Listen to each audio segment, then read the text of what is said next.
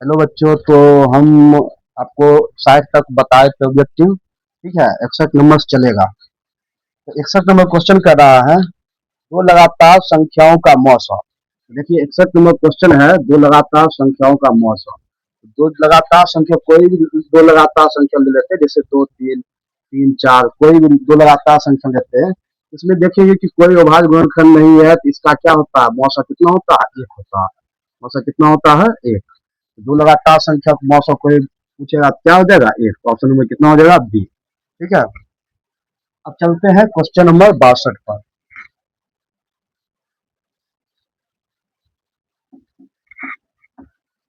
Question number 62 देखिए क्या करता है।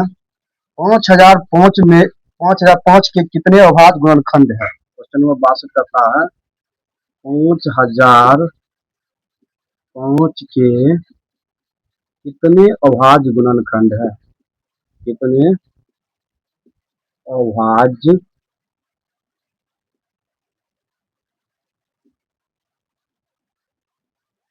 गुणनखंड है। ठीक है। ऑप्शन नंबर ए है आपका, ऑप्शन नंबर ए है दो। ऑप्शन नंबर बी है आपका, ऑप्शन नंबर बी है चार। ऑप्शन नंबर सी है छह। और ऑप्शन नंबर डी है, ऑप्शन नंबर डी है सात। तो देखते हैं 5005 के कितने अभाज्य गुणनखंड है। 5005 का अगर अभाज्य गुणनखंड निकालना है तो निकालते हैं। देखिए, 5005 हो गया, अंत में 5 है, तो इसमें किससे लगेगा, 5 से। 5 लगाते हैं, ये 5 लगाएंगे तो 5 एकम 5, 0 0 0 0, फिर 5 एकम 5। ठीक है, 5 एकम 5। अब देखिए 1000 एकम किसी से नहीं लगेगा, तो 5 गुना कितना हो जाएगा, 1001 हो जाएगा। इस तरह अभाज्य गुणनखंडों की संख्या कितना हो जाएगा, एक नंबर। तो इसमें बी नंबर में कितना था ऑप्शन, बी नंबर में था आपका चार। बी नंबर में कितना था, चार। बी नंबर में कितना था, चार। तो आपका 62 क्या हो जाएगा। देखिए 62 क्वेश्चन है, 62 हो जाएगा आपका। बी नंबर क्या है, चार है। इसको वहां गुणनखंड कर रहे थे, 1001 आया। 1001 में देखिए किससे लगेगा, 1001 में आपको लगेगा। देखिए 1001 में भी लग जाएगा आपको। किससे लगेगा बताइए, 1001 में लग जाएगा 11 से। 11 से लगाएंगे, देखिए 11 नंबर 99 हो जाएगा, और 11 एकम 11 हो जाएगा। एक बचेगा 11 एकम का, फिर देखिए 13 से लग जाते हैं, सबसे कितना हो जाएगा, 1। इस प्रकार देखिए इसमें अभाज्य गुणनखंड 5 गुने 11 गुने 13 गुने 7। तो कितना अभाज्य गुणनखंड आ गया, इस प्रकार आपका अभाज्य गुणनखंड शब्द कितना आ गया, चार आ गया। तो ऑप्शन नंबर कितना हो जाएगा, बी। ठीक है, क्वेश्चन नंबर आप चलते हैं 63 पर। 62 तक हो गया है, क्वेश्चन नंबर 63 पर चलते हैं। देखिए क्वेश्चन नंबर 63। देखिए क्वेश्चन नंबर 63 क्या करता है। क्वेश्चन नंबर 63 देखिए, क्वेश्चन नंबर 63 कहता है, कितने दो अंकों की संख्या 3 से विभाज्य है। कितने दो अंकों की संख्या 3 से विभाज्य, कितने पूछ रहा है। कितने जो है दो अंकों की संख्या, दो अंकों की संख्या किससे विभाज्य है, 3 से। 3 से विभाजित। तो ऑप्शन नंबर देखिए ए है, ऑप्शन नंबर ए है 25, 30, 32, 36। पहला ऑप्शन है 25, बी नंबर है, दूसरा ऑप्शन है 30, ऑप्शन नंबर सी है 32, और ऑप्शन नंबर डी है 36। इसमें क्या पूछ रहा है, कितने दो अंकों की संख्या 3 से विभाज्य। ठीक है, तो दो अंकों की संख्या पूछ रहा है, कितने 3 से विभाज्य है। तो देखिए कितना दो अंकों की संख्या 3 से विभाज्य। सबसे पहले दो अंकों की संख्या देखते कहां से कहां तक होता है। तो दो अंकों की संख्या होता है आपका 2, 10 से लेकर कितना तक होता है बताइए, 10 से लेकर होता है आपका 99 तक। 10 से लेकर कितना होता है, 99 तक। इसमें देखिए 1 से लेकर अगर 99 तक हम चलते हैं, तो कितना आपको दो अंकों की संख्या नहीं है बताइए। दो अंकों की संख्या यहाँ देखिए 99 तक में दो अंकों की संख्या कितना नहीं है, तो 9 नहीं है। तो कितना आ जाएगा आपका कुल दो अंकों की संख्या कितना है, कुल दो अंकों की संख्या, दो अंकों की संख्या एक, एक से लेकर दो, कुल दो अंकों की संख्या कितना है, 90। 3 से डिवाइड करा तो 3 से डिवाइड करे, 30 लगाएगा तो कितना हो जाएगा, 30 12। ठीक है, इस प्रकार आपका ऑप्शन नंबर 63 क्या हो जाएगा, 63 का ऑप्शन नंबर कितना हो जाएगा, बी। ठीक है। अब देखते हैं क्वेश्चन नंबर कितना, 64 पर। क्वेश्चन नंबर 64 देखते हैं। क्वेश्चन नंबर 64 देखिए क्या करता है, दो संख्याओं का गुणनफल। क्वेश्चन नंबर 64 करता है, दो संख्याओं का गुणनफल दिया है 8670। 8670 दो संख्या का गुणनफल है 8670। ठीक है, गुणनफल है 8670 है, और उसका मौसा 17 है, और लौसा क्या होगा पूछ रहा है। मौसा कितना है बताइए, मौसा कितना है, 17 है। उसका पूछ रहा है लौसा, लौसा कितना होगा उसके बारे में पूछ रहा है। लौसा, लौसा पूछ रहा है। देखिए ऑप्शन नंबर ए है आपका, ऑप्शन नंबर ए है 102 है, ऑप्शन नंबर बी है, ऑप्शन नंबर बी है 85, ऑप्शन नंबर सी है 107, और ऑप्शन नंबर डी है 510। ठीक है, ध्यान से देखिए, ऐसा क्वेश्चन हम आपको बताए थे कि दो संख्याओं को गुणनफल यदि दिया हो, मौसा लौसा दिया हो, उसमें हम लगाते हैं सूत्र, बताए थे दो संख्या का गुणनफल बराबर मौसा गुणा लौसा होता है, या दो संख्या कर सकते हैं ए गुना बी। ए को पहला संख्या, बी को दूसरा संख्या, ए गुना बी बराबर क्या होगा, लौसा गुना मौसा। क्या होगा, लौसा गुने मौसा। बताइए लौसा, ए गुना बी, ए गुना बी दिया है, दो संख्या का गुणनफल कितना दिया, 8670। अब बताइए लौसा, लौसा नहीं दिया तो लौसा निकालना है। अब बताइए मौसा, मौसा कितना दिया 17, तो 17 गुना में इधर क्या आएगा, भाग में आएगा, 8670 भागा कितना आ जाएगा 17, तो क्या बचेगा बताइए लौसा। तो 17 से काटेंगे, देखिए 17 पचे 85, एक बचेगा, 17 एकम 17, बचेगा 0। तो इस प्रकार आपका ऑप्शन नंबर कितना हो जाएगा, डी हो जाएगा, ऑप्शन नंबर डी 510। ठीक है, अब क्वेश्चन नंबर देखिए 64 हो गया है। अब क्वेश्चन नंबर कितना पर चलते हैं, क्वेश्चन नंबर 65 पर। देखिए क्वेश्चन नंबर 65 क्या करता है,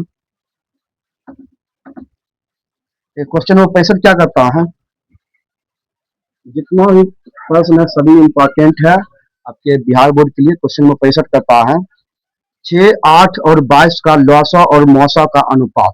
ये क्या है क्वेश्चन, 6, 8 और 22, 6, 8 और 22 का किसका किसका लौसा और क्या है मौसा, लौसा और मौसा का अनुपात, अनुपात 6, 8, 22 का लौसा और मौसा का अनुपात पूछ रहा है। ऑप्शन में ए है, देखिए 132 अनुपात 1 है, 132 अनुपात 1। ऑप्शन नंबर बी देखिए, ऑप्शन नंबर बी है 2 अनुपात 22।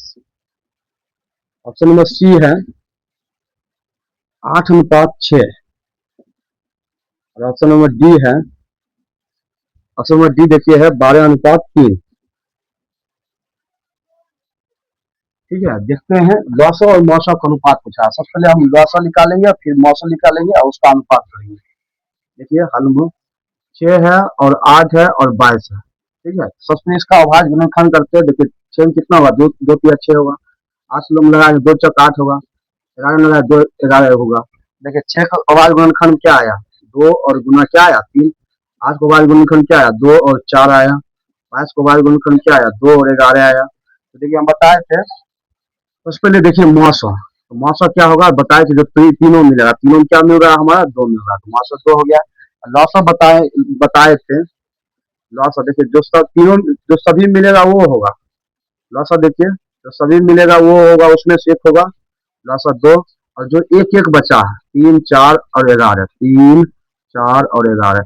देखिए ये सब गुना करेंगे क्या निकलेगा लौसा। देखिए इसको गुना करके 2 तिया कितना होगा 6, 6 छक कितना होगा 24, 24 के 11 से गुना करेंगे। देखिए तो 4 का 4 हो जाएगा, 4 दो कितना हो जाएगा 6 हो जाएगा, और आपका 2 का 2, यानी कि आपका 4 4 दो 6 और 2 को 2 2 7 64 हो गया। ठीक है, लौसा और मौसा का अनुपात पूछ रहा, तो पहले लौसा ऊपर लिखेंगे, और उसके बाद नीचे हम क्या लिखेंगे मौसा। तो अनुपात में जिसका पूछता पहले वो ऊपर होगा, तो 264 अनुपात मौसा 2, 2 से भाग देंगे, 2 एकम 2, 2 तिया 6, 2 दूनी 4, नीचे हम क्या बचेगा 1। इस प्रकार आपका ऑप्शन नंबर 132 अनुपात 1 आया। 132 अनुपात 1 किसमें है, ऑप्शन नंबर ए में। इस प्रकार आपका ऑप्शन नंबर कितना हो जाएगा, ए हो जाएगा। कल 65 तक आपका हो गया है, तो क्वेश्चन नंबर कितना पर चलते हैं, क्वेश्चन नंबर 66 देखते हैं। ठीक है, क्वेश्चन नंबर 66 देखते हैं, बहुत बढ़िया क्वेश्चन है, एकदम अच्छा क्वेश्चन है, एकदम ध्यान से देखिए क्वेश्चन नंबर 66।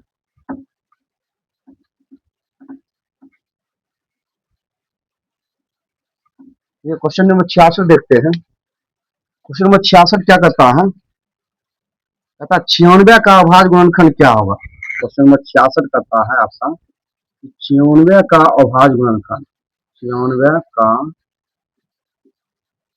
अभाज्य गुणनखंड पूछ रहा है। 96 का अभाज्य गुणनखंड, तो ऑप्शन नंबर ए में देखिए क्या है। 96 का अभाज्य गुणनखंड ऑप्शन नंबर ए है 2 का पावर 4 और गुना कितना है 3 का पावर 2। ऑप्शन नंबर बी देखिए क्या है। ऑप्शन नंबर बी है 2 का पावर 3 और गुना 3 का पावर 3। ऑप्शन नंबर सी है 2 का पावर 5 गुना 3 का पावर 3। ऑप्शन नंबर डी है 2 गुना 3 का पावर 5, 2 गुना 3 का पावर 5। इसका अभाज्य गुणनखंड करते हैं, देखिए क्या है 96 का अभाज्य गुणनखंड। तो हल बताए थे 96 का अभाज्य गुणनखंड करने के लिए, बताइए 96 सबसे किससे लगेगा 200, 2 छके 8, एक बचेगा 2 थे 16, 2 लगेगा 2 दूनी 4, 2 छक 8, 2 लगेगा 2 एकम 2, 2 दूनी 7, फिर 2 लगेगा देखिए 2 2 छक 12, फिर 2 लगेगा 2 कितना हो जाएगा 6। देखिए इसमें सिर्फ 2 आया और 3 आया, तो 2 कितना बार आया देखिए 1 2 3 4 5, तो पावर कितना हो जाएगा 5, और 3 कितना बार आया कितना देखते हैं, कुछ मिस्टेक हो गया लगता है। 66 नंबर है। 96 के बाद गुणनखंड क्या होगा ना, यहाँ ऑप्शन नंबर सी था, सिर्फ 3 था, ठीक है, तो पावर 5 और मतलब 3 कितना बार है, एक बार है, 3 को 3 लिखेंगे, तो ऑप्शन नंबर इस प्रकार कितना आ गया, ऑप्शन नंबर सी आ गया, ठीक है। अब क्वेश्चन नंबर चलते हैं 67, ठीक है, क्वेश्चन नंबर 67 चलते हैं, 66 तक एकदम बढ़िया हो गया। अब क्वेश्चन नंबर 67 चलते हैं, देखते हैं क्वेश्चन नंबर 67 क्या करता है।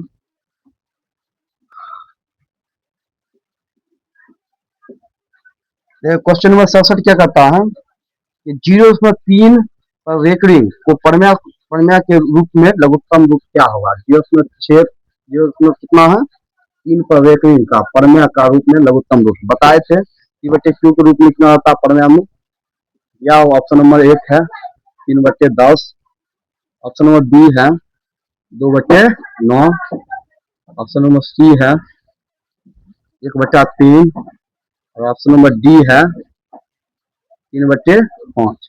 ऐसा क्वेश्चन हम बताए थे, एकदम चुटकी में बन जाएगा। जब रेकरिंग का हिसाब रहता है तो हम बताए थे जितना संख्या पर रेकरिंग है, जिसमें 3 है तो इसमें देखिए 3 है क्या लिखेंगे ऊपर में 3, और जितना पर रेकरिंग उतना क्या लिखेंगे 9। इसको अगर काटते हैं 3 कम 3 3 किया 9, बताइए 1/3 किसमें दिख रहा है, ऑप्शन नंबर किसमें दिख रहा है, ऑप्शन नंबर सी, ठीक है। इस प्रकार आपका क्वेश्चन नंबर 67 तक हो गया। चलते हैं क्वेश्चन नंबर 68 तक,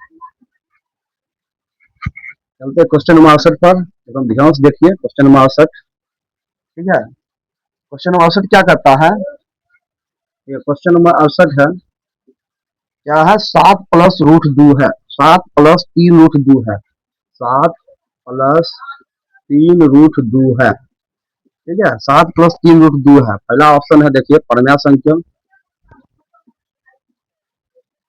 पहला नंबर क्या है परम्या संख्या, दूसरा देखिए ऑप्शन है और परम्या संख्या क्या है, और परम्या संख्या, ऑप्शन नंबर देखिए सी है भिन्न संख्या, ऑप्शन नंबर सी है भिन्न संख्या, ऑप्शन नंबर देखिए डी है पूर्णांक, क्या है पूर्णांक। बताइए 7 प्लस 3 रूट 2 है, 7 प्लस 3 रूट 2 आपका क्या हो जाएगा बताइए। हम बताएंगे जब तक पूरा पूरा रूट से बाहर नहीं निकलता है जो संख्या वो क्या होता है अपरमेय होता है, रूट 2 कभी पूरा पूरा बाहर नहीं निकलेगा क्या हो जाएगा अपरमेय हो जाएगा, ठीक है। तो क्वेश्चन नंबर 68 हो गया। तो क्वेश्चन नंबर कितना पर चलते हैं, क्वेश्चन नंबर 69 पर। देखिए क्वेश्चन नंबर 69 क्या करता है,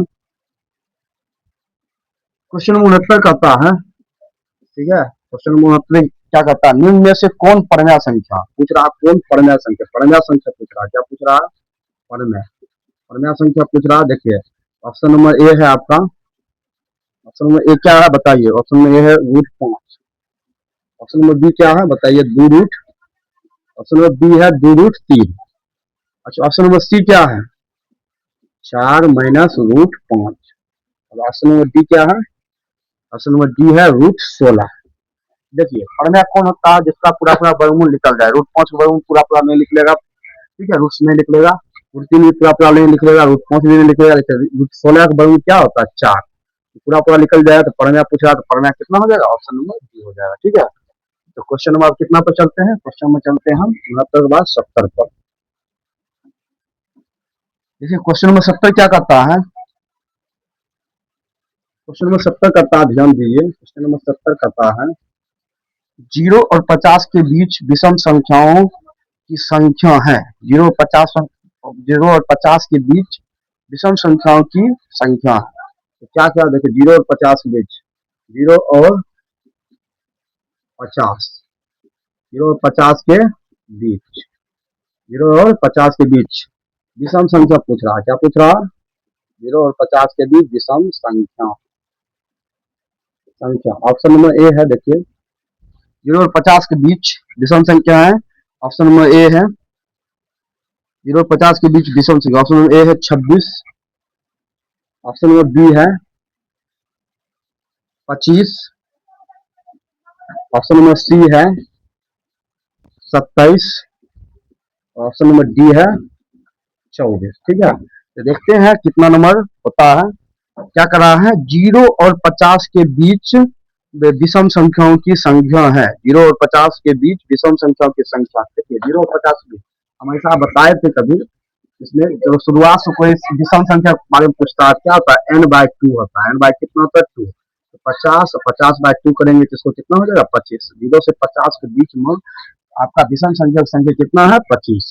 ठीक है, विषम संख्या की संख्या कितना है 25, जब ऐसा सवाल पूछा जाता है 0 और 50 के बीच, ऐसा शुरुआत से पूछा जाता है तो विषम संख्या में क्या करते हैं n/2 करते हैं। ठीक है, विषम संख्या क्या करते हैं n/2 करते हैं। ठीक है, आज इतना ही, आगे देखते हैं, कल से चलेगा क्लास।